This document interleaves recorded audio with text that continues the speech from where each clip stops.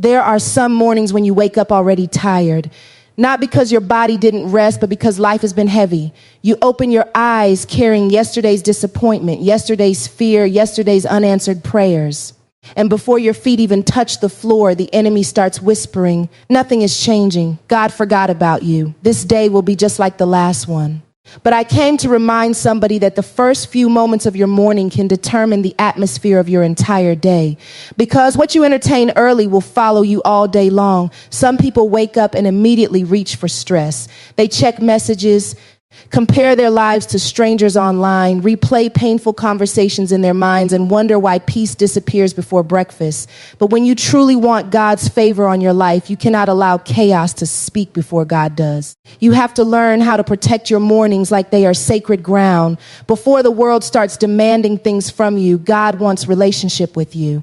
Before people start pulling on your energy, heaven is waiting for your attention.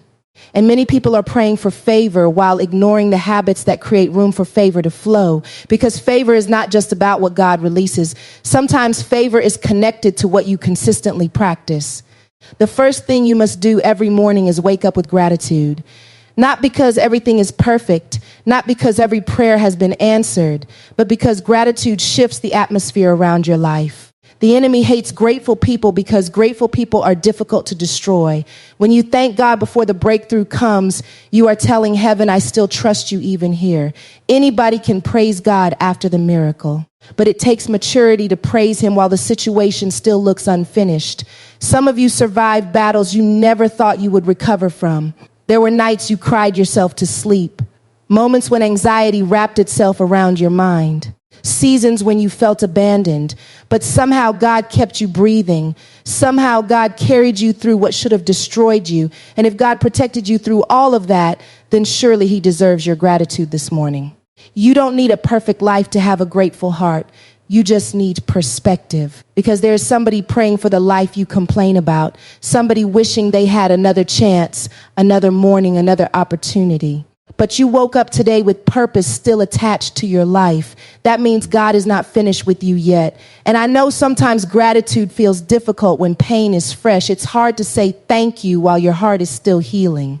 But gratitude is not pretending pain doesn't exist. Gratitude is declaring that God is still good in the middle of the pain. It is standing in uncertainty while still believing heaven is working behind the scenes.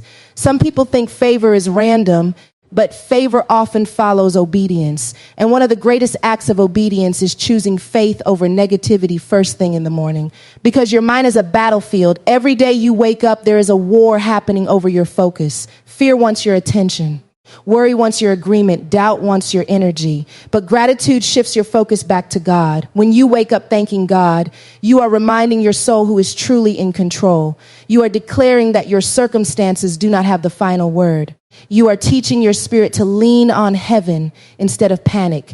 And there is something powerful that happens when a person refuses to let bitterness become louder than belief. Some of you have spent too many mornings rehearsing what went wrong, replaying rejection, replaying betrayal, replaying mistakes God already forgave. But if you continue feeding your wounds every morning, you will struggle to recognize the favor standing right in front of you, because pain has a way of blinding people to blessings.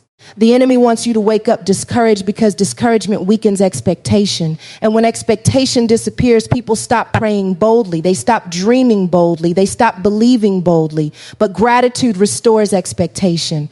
Gratitude reminds you that if God did it before, he can do it again. You may not have everything you want right now, but look at how far God has already brought you. You are stronger than you used to be, wiser than you used to be, more discerning than you used to be. The things that almost broke you became the very things God used to shape you. And some of the prayers you are praying today would have crushed the version of you from 5 years ago. But God has been preparing you. That is why every morning matters, because every morning is another opportunity to align your heart with heaven, another opportunity to reset your spirit, another opportunity to remind yourself that God's favor is not based on your perfection. It is based on his grace. And when you begin your day with gratitude, you make room for peace to enter your mind before pressure gets there first. You cannot control every battle that comes your way, but you can control what leads your morning. You can choose worship over worry. You can choose faith over fear. You can choose gratitude over complaint. And those choices may seem small, but small spiritual disciplines create strong spiritual foundations. Somebody listening to me has been waiting for their situation to change before they change their attitude. But God is saying your gratitude cannot be hostage to your circumstances. You have to learn how to thank him while the door is still closed. Thank him while the answer is still delayed. Thank him while the healing is still processed. Because favor grows in hearts that still know how to praise God in every season.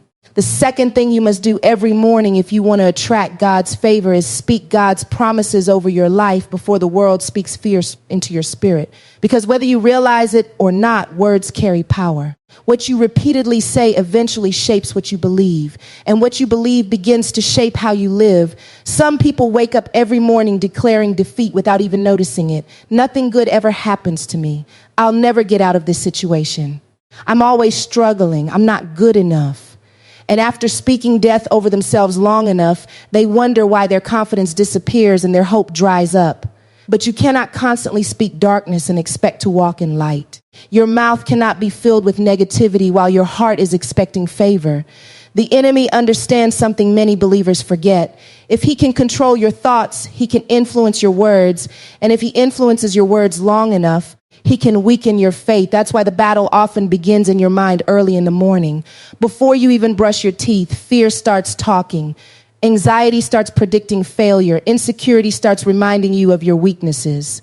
And if you don't intentionally replace those voices with God's truth, you will carry that heaviness all day long. There are people who spend more time listening to bad news than listening to God's promises. More time repeating what went wrong than declaring what God said. But when you wake up in the morning, your spirit needs nourishment just like your body does. And one of the greatest forms of spiritual nourishment is speaking life over yourself. You have to learn how to open your mouth and say, God is with me today. I am not forgotten. I am protected. I am chosen. God will make a way for me. I will not be defeated by fear. I will walk in peace. Those declarations are not empty motivational phrases. They are reminders to your spirit that heaven still has authority over your life. Some of you are waiting for another person to encourage you while God is waiting for you to encourage yourself. David said he encouraged himself in the Lord. There are seasons when nobody around you understands your struggle. Seasons when people are too distracted to pour into you. But if you only survive on external encouragement, your faith will become fragile. You have to develop the ability to speak strength into your own spirit because life will test what you believe. There will be mornings when disappointment tries to silence your faith. Mornings when rejection makes you question your value. Mornings when your bank account looks low, your heart feels tired, and your prayers seem unanswered. And in those moments, your words matter more than ever. The enemy wants you silent because silence often creates room for fear to grow louder. But there is power in declaring God's truth even while your emotions are struggling to catch up. Faith is not denying reality. Faith is believing God remains greater than reality. It is saying this situation may be difficult, but my God is still faithful. It is standing in uncertainty while still speaking hope. Some people only speak positively when life feels easy. But real spiritual maturity is revealed when you can still speak life in painful seasons. When tears are falling, but worship is still rising from your mouth. When confusion surrounds you, but you still declare, God will direct my steps. That kind of faith moves heaven because it proves your trust is not dependent on comfort. You cannot allow your environment to become your prophecy. Just because negativity surrounds you does not mean negativity has permission to live inside you. Some people grew up around fear, criticism, anger, and limitation. They were constantly told what they could never become, constantly reminded of their flaws, constantly discouraged. And now every morning those old voices still echo in their minds. But God did not create you to live trapped by the words spoken over you in broken seasons. Some of the things people said about you came from their pain, not from God's truth. And if you continue repeating those lies every morning, you will slowly become imprisoned by false identities. That is why you must intentionally speak what God says instead of what fear says. God says you are loved. God says you are valuable. God says you are capable. God says you are not alone. God says your future still has purpose attached to it. And when you consistently declare those truths, something begins to shift inside of you. Your confidence changes, your mindset changes, your expectations change. Because eventually your spirit starts agreeing with heaven instead of agreeing with fear. And many people never walk fully into favor because they keep speaking against the very blessings they are praying for. You pray for opportunities but speak defeat. Pray for healing but speak hopelessness. Pray for peace but constantly confess anxiety. At some point, your words must align with your prayers, because faith is not just what you whisper during prayer. Faith is also what comes out of your mouth throughout the day. And let me tell you something else. Your words do not only affect you, they affect the atmosphere around you. People can feel when someone carries faith. They can feel when someone carries peace. There is a strength that comes from people who know how to speak life even after surviving painful seasons. Because those people understand that God kept them for a reason. Every morning, before social media speaks to you, before fear speaks to you, before stress speaks to you, let God's promises become the loudest voice in your life. Fill your atmosphere with truth instead of panic. Fill your mind with hope instead of defeat. And even if you have to fight to believe it at first, keep speaking life until your spirit remembered who God called you to be, because there is favor connected to agreement. And when your words begin aligning with heaven instead of fear, you stop walking like someone defeated and start walking like someone who knows God's hand is still resting on their life. The third thing you must do every morning if you want to attract God's favor is protect your atmosphere from negativity and distraction. Because not everything deserves access to your spirit. Every voice does not deserve your attention. Every conversation does not deserve your energy. And if you allow chaos to enter your mind first thing in the morning, it becomes difficult to hear God clearly for the rest of the day. Some people wake up and immediately invite stress into their atmosphere. Before they even pray, they are scrolling through drama. Before they even thank God, they are absorbing negativity. Before peace has a chance to settle in their spirit, comparison, fear, gossip, and anxiety have already entered the room. And then they wonder why they feel emotionally exhausted before the day even begins. But you have to understand that your spirit is sensitive. What you constantly consume eventually influences how you think, how you feel, and how you respond to life. That is why the enemy fights so hard for your attention in the morning, because he knows if he can fill your atmosphere with confusion early, it becomes easier to distract you from purpose later.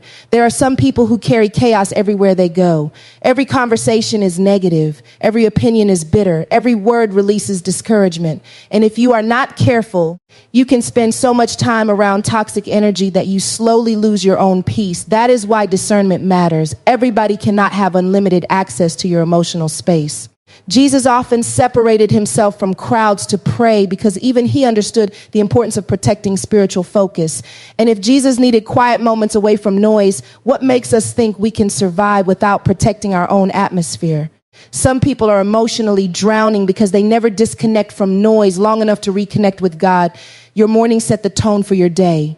If your day begins with panic, hurry, negativity, and distraction, that pressure often follows you into every conversation, every decision, and every interaction. But when your morning begins with peace, prayer, and intentional focus, you carry a different spirit into your day. You have to stop allowing everything happening around you to enter inside of you. Just because the world is chaotic does not mean your spirit has to become chaotic too. Just because people are negative does not mean negativity has permission to live in your heart. Protecting your atmosphere means being intentional about what feeds your soul. Some people feed their fears more than they feed their faith. They spend hours consuming content that increases insecurity, anger, jealousy, and frustration, but barely spend a few moments listening to anything that strengthens their spirit. And eventually, whatever you feed the most becomes strongest inside of you. If all you consume is negativity, your thoughts will become negative. If all you surround yourself with is confusion, your mind will become overwhelmed. But when you intentionally create space for peace, worship, wisdom, and prayer, your spirit becomes stronger than the chaos trying to surround you. The enemy loves distraction because distracted people struggle to recognize God's direction. Some people miss divine opportunities because their minds are constantly overcrowded with unnecessary noise. They cannot hear God clearly because too many other voices are competing for attention. And let me say this carefully.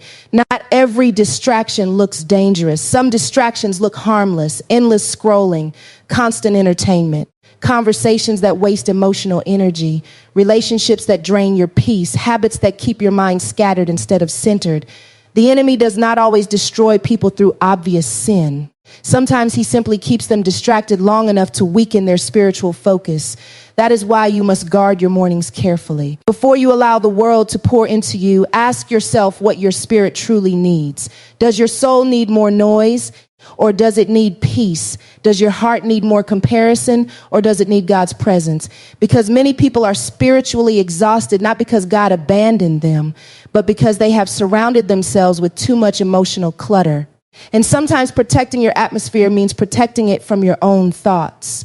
Some people wake up immediately replaying painful memories, rehearsing failures, reliving betrayal, feeding anxiety, and they carry those thoughts like chains throughout the day.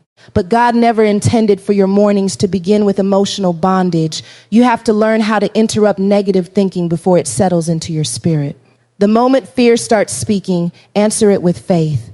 The moment insecurity starts rising, remind yourself who God says you are. The moment discouragement starts creeping in, worship anyway. Because your atmosphere changes when your focus changes. There are blessings connected to peace that stressed minds often overlook. Some people are praying for clarity while surrounding themselves with constant distraction, praying for wisdom while entertaining confusion every day. But favor flows more easily in environments where peace is protected. And protecting your atmosphere is not about pretending problems do not exist. It is about refusing to let problems become bigger than God inside your mind. It is understanding that your peace is valuable and your spirit deserves protection. Not every argument deserves a response. Not every opinion deserves emotional access. Not every distraction deserves your attention. Somebody listening to me has allowed negativity to become normal. You have become so used to stress that peace feels unfamiliar. So used to emotional chaos that stillness feels uncomfortable. But God is calling you into a different kind of life, a life where his presence becomes stronger than pressure, a life where peace guards your mind even in difficult seasons. And it begins in the morning before distractions rise, before responsibilities pile up, before people start demanding pieces of your energy. Take time to protect your atmosphere. Sit in God's presence. Fill your mind with truth. Guard your heart from unnecessary negativity. Because favor grows best in environments where faith, peace, and focus are allowed to breathe. The fourth thing you must do every morning if you want to attract God's favor is spend quiet time listening for God's direction, because not every answer comes through noise. Not every breakthrough comes through movement. Sometimes the greatest thing you can do is become still long enough to hear what heaven is trying to say. We live in a world addicted to distraction. Everybody is talking, posting, reacting, arguing, rushing. Noise has become normal. And because people are constantly surrounded by voices, many no longer recognize the voice of God when he speaks softly. But God does not compete with chaos. He often speaks in moments of stillness, in moments when the heart becomes quiet enough to listen. Some people spend their entire lives asking God for direction, but never slowing down enough to receive it. They pray quickly, rush through their mornings, carry stress into every moment, and wonder why confusion keeps following them. But discernment grows in quiet places. Wisdom grows in quiet places. Clarity grows in quiet places. Every morning before you rush into responsibilities, before you make decisions, before you allow pressure to control your emotions, there should be a moment where you intentionally sit with God, not only talking, but listening, because prayer is not meant to be a one-sided conversation. And many people know how to speak to God, but very few know how to become still before him. Sometimes God's direction comes as peace. Sometimes it comes as conviction. Sometimes it comes as wisdom that suddenly settles in your spirit. And sometimes it comes through silence that strengthens your patience. But if your life is constantly crowded with distraction, you may overlook the guidance you have been praying for. The enemy fears quiet time with God because he knows clarity destroys confusion. When your spirit becomes aligned with God's voice, you stop making decisions from panic. You stop reacting emotionally to everything around you. You stop chasing things God never assigned to your life. Because time with God sharpens discernment. There are people who entered relationships God warned them about, opportunities God never approved, situations that drained their peace.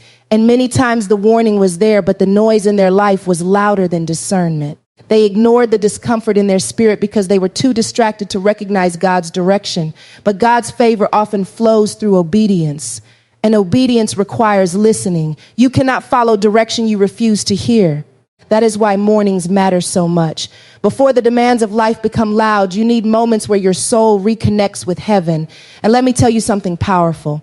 God is not only interested in giving you blessings, he also wants to guide you into wisdom. Some people keep praying for open doors while ignoring God's instructions about their character, habits, and decisions. But favor without wisdom can still lead to destruction. God wants your spirit prepared for where he is taking you.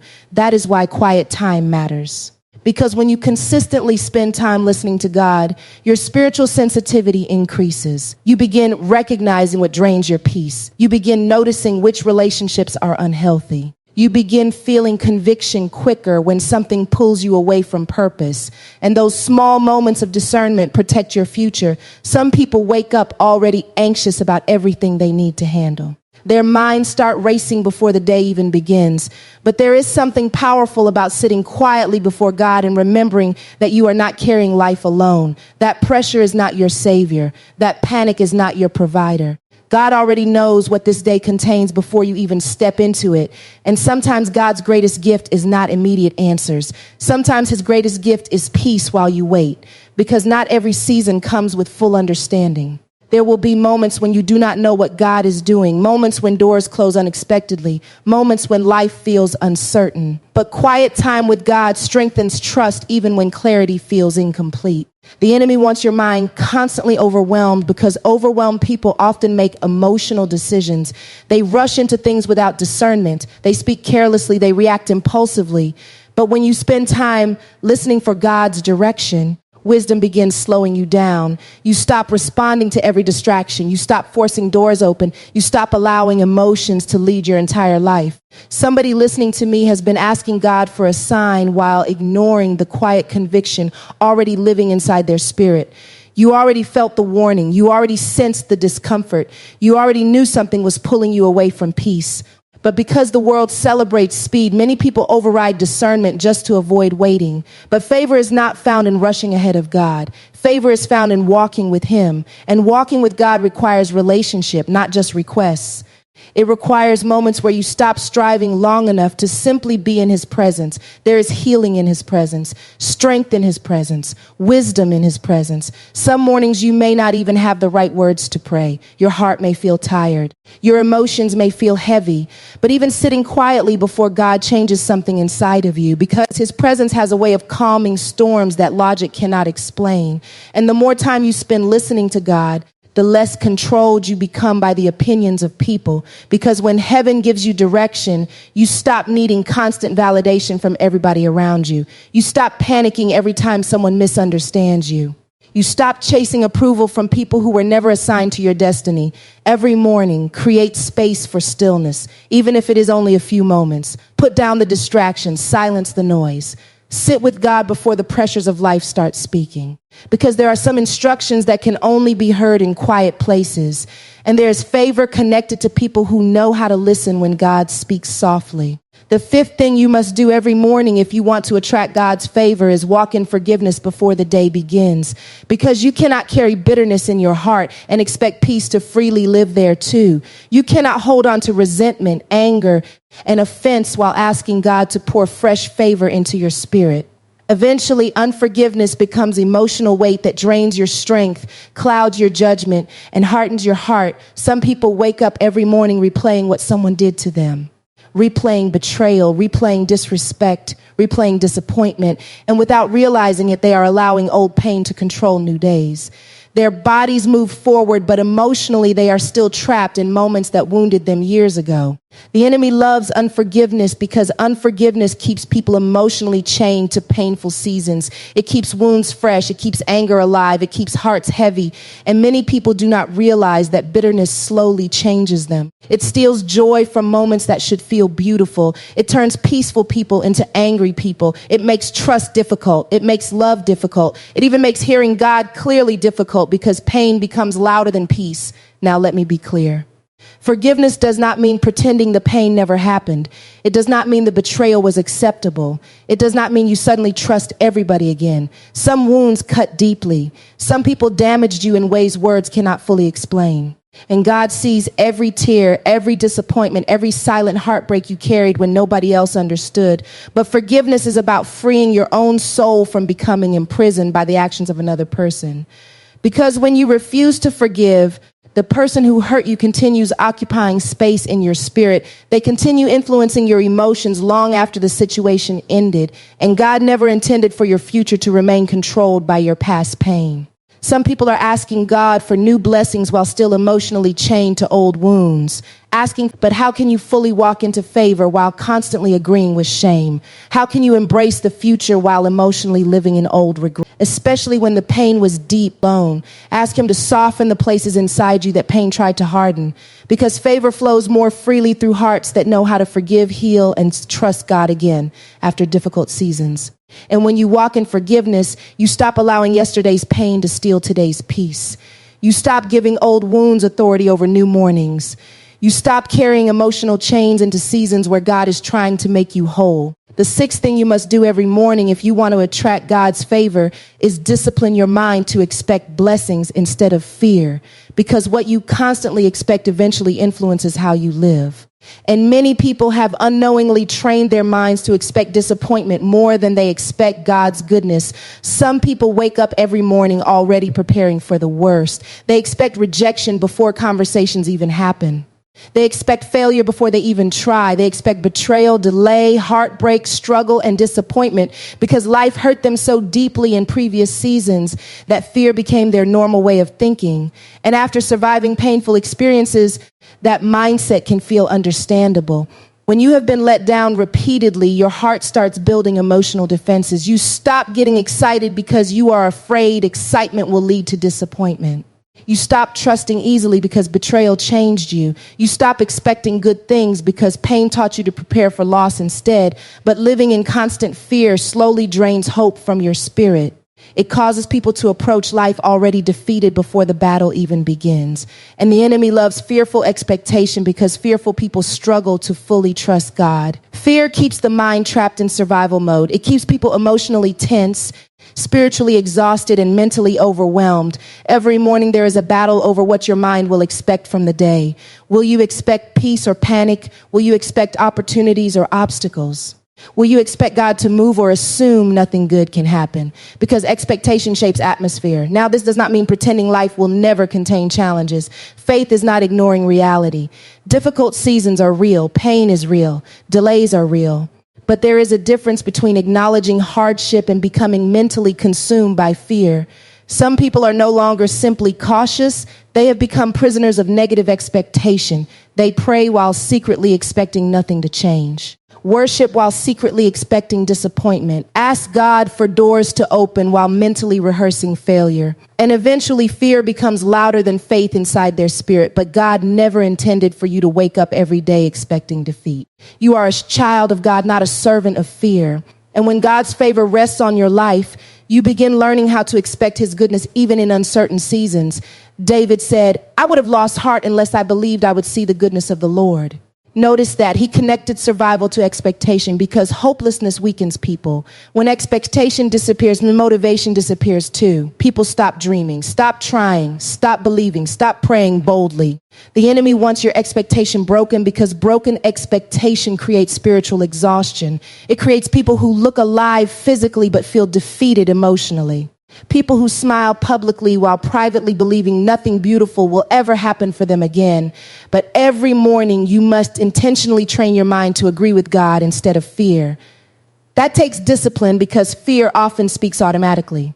Fear remembers every painful experience. Fear replays old failures. Fear constantly asks, what if everything goes wrong? But faith asks, what if God is still working even here?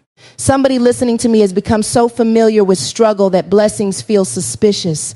You have been disappointed so many times that now when opportunities appear, fear immediately whispers, don't get your hopes up. But not every season will look like your last season. God is able to shift things suddenly. Doors can open unexpectedly. Healing can happen gradually. Favor can locate you in places you never imagined. And when you expect God's goodness, You begin walking differently. You stop carrying yourself like someone abandoned by heaven. You stop entering every room assuming rejection. You stop approaching life already defeated. Instead, you begin carrying quiet confidence that God is already ahead of you, preparing what you cannot yet see. That confidence is not arrogance. It is trust. It is knowing that even if challenges arise, God remains faithful. Even if delays happen, God remains present. Even if the process feels uncomfortable, your story is still in God's hands. The enemy cannot easily control people who genuinely believe God can still bless them, because hopeful people keep moving forward. Hopeful people keep praying. Hopeful people recover after setbacks. Hopeful people refuse to let temporary pain become permanent identity. And let me say this carefully. What you repeatedly feed your mind matters. If your mornings are constantly filled with fear, negativity, anxiety, and hopelessness, your expectations will slowly become darkened. But when you fill your spirit with God's promises, worship, prayer, and truth, your perspective begins changing. You start noticing blessings you once overlooked. You start recognizing opportunities instead of only obstacles. You start seeing evidence of God's hand even in small moments, because expectation sharpens spiritual vision. Some people are so focused on what could go wrong that they completely miss what God is trying to do right in front of them. Fear blinded them. Anxiety distracted them. Negative expectation convinced them that nothing good was possible. But God's favor often appears in unexpected ways, and fearful minds sometimes overlook it because they are too busy preparing for disaster. Every morning, before fear has a chance to settle into your thoughts, remind yourself who God is. Remind yourself that he is still able, still faithful, still present, still working behind scenes you cannot yet understand. Speak life over your future before fear speaks limitation over it, because the atmosphere of expectation changes everything. When you expect God's goodness, you pray differently, walk differently, think differently, endure differently. You stop seeing yourself as someone merely trying to survive life and begin seeing yourself as someone covered by grace even in difficult seasons. And favor flows more freely through hearts that still know how to expect God's goodness after everything they have been through. The seventh thing you must do every morning if you want to attract God's favor is serve others with humility and kindness throughout the day. Because favor is not only connected to how you pray, it is also connected to how you treat people. Some people want God to bless them publicly while they mistreat people privately. They want mercy for themselves but give harshness to everyone else. But God pays attention to the condition of the heart. We live in a world where many people are fighting silent battles. Some are smiling while carrying grief. Some are functioning while emotionally exhausted. Some are losing hope quietly while pretending everything is okay. And sometimes the smallest act of kindness becomes the very thing that reminds someone they are not alone. But kindness has become rare because selfishness has become normal. People are so consumed with their own stress, goals, frustrations, and ambitions that they forget the power of simply being compassionate. Yet Jesus constantly demonstrated humility. He served people. He listened to people. He noticed people others ignored. Even with all power in his hands, he still moved with gentleness. And if we truly want God's favor resting on our lives, we cannot become people who only care about ourselves. Favor grows in hearts that know how to love, encourage, and serve others sincerely, not for attention, not for applause, not to appear spiritual, but because kindness reflects the character of God. Some people think humility means weakness, but humility is strength under control. It is choosing compassion when pride wants revenge, choosing patience when frustration wants to explode, choosing grace when your ego wants recognition. And let me tell you something powerful. Pride pushes people away, but humility creates room for God to move. The enemy loves pride because pride hardens the heart. Proud people struggle to apologize, struggle to listen, struggle to serve. Everything becomes about image, status, and recognition. But humble people understand that every blessing they have came from God's grace. And when you truly understand grace, arrogance becomes difficult. Every morning before you enter the world, ask God to make your heart soft toward people, because life can make people cold if they are not careful. Pain can make people bitter. Disappointment can make people selfish. Betrayal can make people guarded. And slowly they stop loving people the way God intended. But God never called you to become cruel because life hurt you. He called you to remain loving even after difficult seasons. That does not mean allowing people to abuse you or disrespect your boundaries. Wisdom still matters, discernment still matters, but your pain should not transform you into someone incapable of kindness. There are people who remember one encouraging sentence spoken to them years ago because they received it during a season when they almost gave up. Never underestimate the power of your words. Never underestimate the power of your presence. Sometimes God uses ordinary moments of kindness to answer prayers you never even knew someone was praying. And kindness is not only about big gestures. Sometimes favor is attracted through small daily acts of humility, speaking gently instead of harshly, being patient with someone struggling, helping without expecting repayment, listening without judgment, encouraging instead of criticizing. These things may seem small, but heaven notices what people overlook. Somebody listening to me has been asking God for increase while ignoring opportunities to be a blessing right where you are. But stewardship matters. How you handle people matters. How you treat those who cannot benefit you matters. Character matters even when nobody is watching. The enemy wants people isolated, angry, competitive, and emotionally disconnected because divided hearts struggle to reflect God's love. That is why comparison is so dangerous. Comparison turns relationships into competition. It makes people jealous instead of supportive, bitter instead of joyful. But when you truly trust God's plan for your life, you stop needing to envy what he gave somebody else. Humble people celebrate others without feeling threatened. Humble people can serve without needing constant recognition. Humble people understand that God's favor is not limited, so another person's blessing does not cancel their own future. And let me say this carefully. Sometimes serving others will feel inconvenient. Sometimes kindness will not be appreciated. Sometimes people will misunderstand your heart completely. But your obedience is not based on people's reactions. Your character should not change depending on how others behave. Jesus washed the feet of people who would later betray him, deny him, and abandon him. Think about that kind of humility. Think about that kind of love. And yet many people allow one bad experience to stop them from loving sincerely ever again. But favor often flows through people who remain kind in a cruel world, people who remain humble in prideful environments, people who continue reflecting God's love even after life wounded them deeply. Because kindness keeps the heart alive. Every morning, remind yourself that people are not interruptions to your purpose. Sometimes they are part of your assignment, the cashier, the coworker, the stranger, the hurting friend, the exhausted parent, the discouraged person silently losing hope. You never fully know what somebody is carrying behind their smile. And sometimes God places you in someone's path simply so they can encounter kindness through you. One conversation can shift somebody's entire day. One act of compassion can restore somebody's hope. One moment of patience can stop someone from feeling invisible. When you walk in humility, your spirit stays teachable. When you walk in kindness, your heart stays soft. And soft hearts are easier for God to use. Pride builds walls, but humility creates space for grace. Favor is not only about what God gives you. Sometimes favor is revealed through the kind of person you become while waiting on him. And people who consistently reflect love, humility, patience, and kindness carry an atmosphere that naturally attracts peace, connection, wisdom, and God's presence into their lives.